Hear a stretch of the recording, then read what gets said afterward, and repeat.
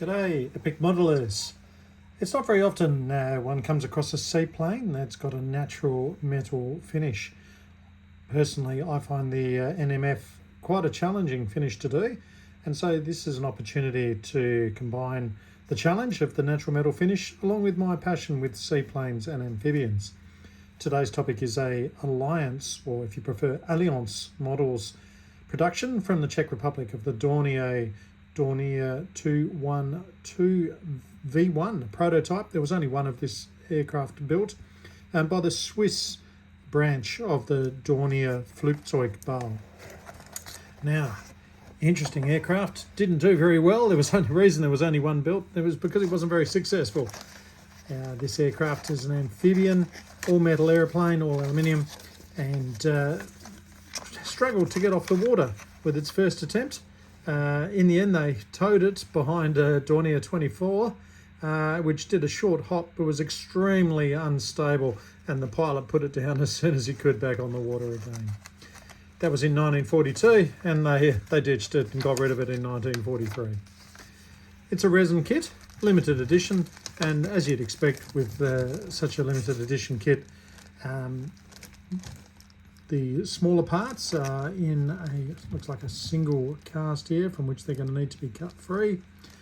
2 fuselage halves, single piece wing, and this looks like our tailplane there it's got a significant dihedral on it with the 2 vertical stabilizers either side. In addition, it's got interesting wing sponsons, and sits out like so on the ends of the wings. Instructions fairly straightforward, but it's got a neat little cockpit. It was actually a 4-seat amphibian, I believe. There's only 2 seats in this cockpit, with a bulkhead behind it and doors. So I imagine the 2 seats might have been, passenger seats might have been behind that.